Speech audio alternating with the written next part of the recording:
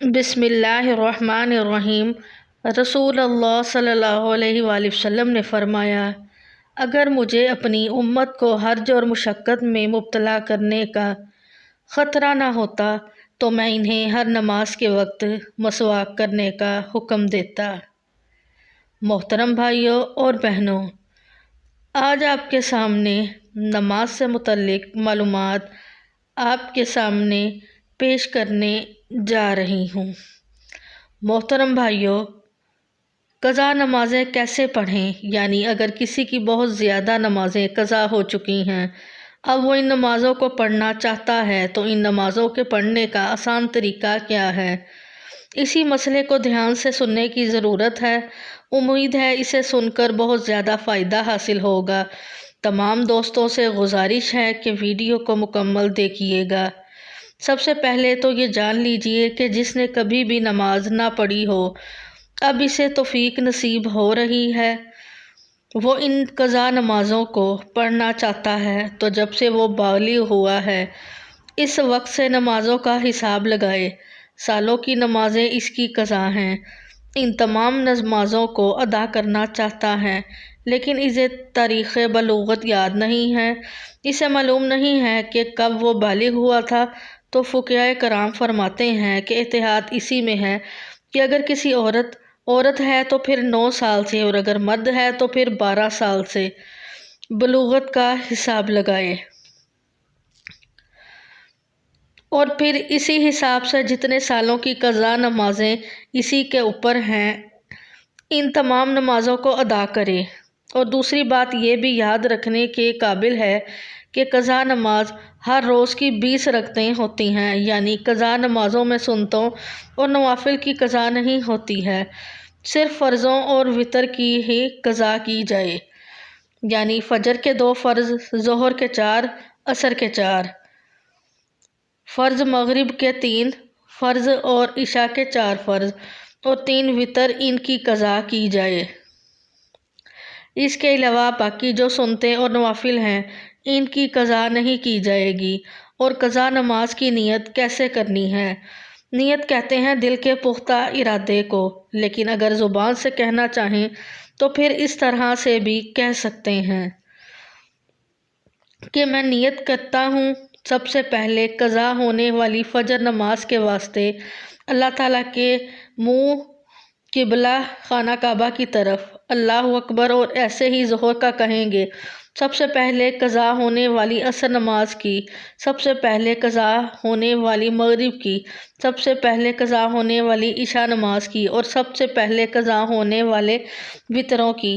یعنی جب بھی نیت کریں گے اسی وقت یہی کہیں گے کہ سب سے پہلے جو قضا ہونے والی ہے اس نماز کی نیت کرتا ہوں، اور اس لیے کہ جو نماز ہم ادا کر لیتے ہیں وہ ہمارے سر سے اٹھ جاتی ہے، اس سے ہم بری الذمہ ہو جاتے ہیں۔ اس کے بعد جو ہونے والی نماز ہوتی ہے وہی ہماری سب سے پہلے قضا ہونے والی ہوتی ہے، کیونکہ جو پہلے ہماری قضا تھی وہ ہم ادا کر چکے ہیں، اس سے بری الذمہ ہو چکے ہیں۔ اس کے بعد والی پھر ہماری سب سے پہلی قضا نماز کہلاتی ہے۔ اسی طریقے سے ہم قضا نمازیں ادا کریں گے۔ تیسری بات یہ ہے کہ اگر کسی کی کثیر نمازیں قضا ہو چکی ہیں، اب اس بارے میں فقہاء کرام بیان کرتے ہیں کہ بہتر تو یہ ہے کہ جس طرح نماز پڑھی جاتی ہے اسی طرح مکمل نماز پڑھے، لیکن اگر کسی کی بہت زیادہ نمازیں قضا ہو چکی ہیں تو اس کے لیے تخفیف ہے۔ تخفیف کیا ہے؟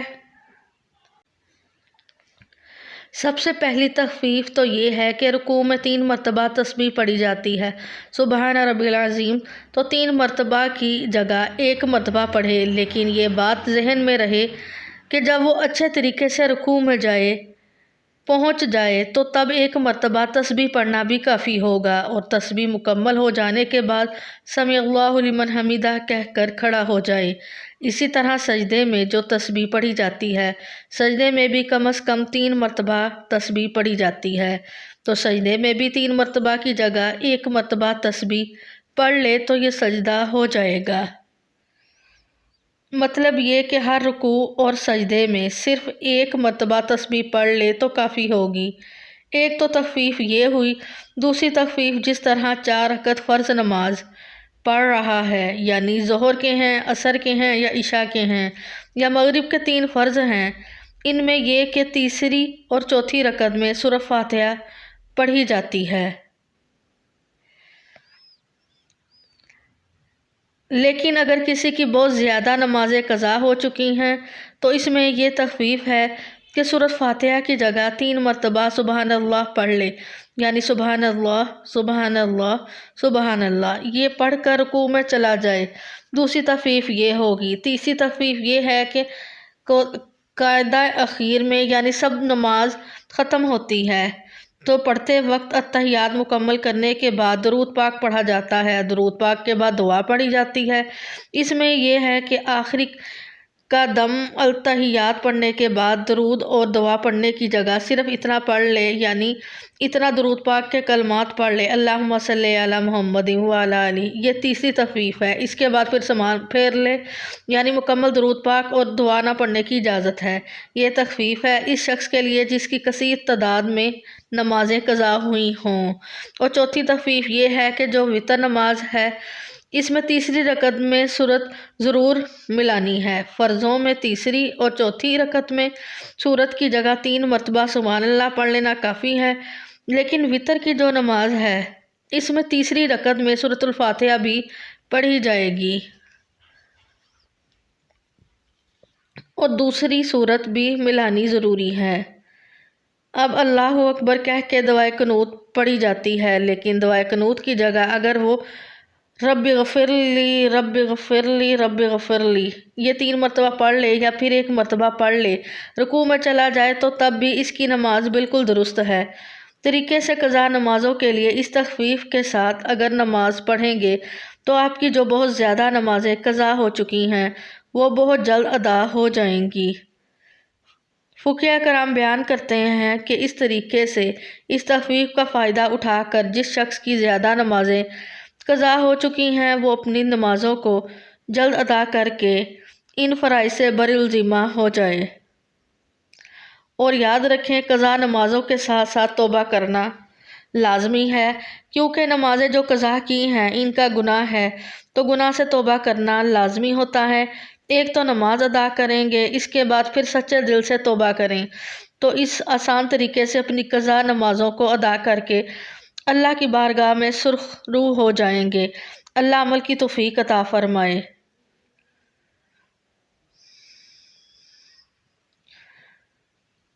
محترم بھائیو، رسول اللہ صلی اللہ علیہ وسلم نے فرمایا، پاک مٹی مسلمانوں کو پاک کرنے والی ہے، پھر وہ 10 سال تک پانی نہ پائے، پھر جب وہ پانی پا لے تو اسے اپنی کھال یعنی جسم پر بہائے، یہی اس کے لیے بہتر ہے۔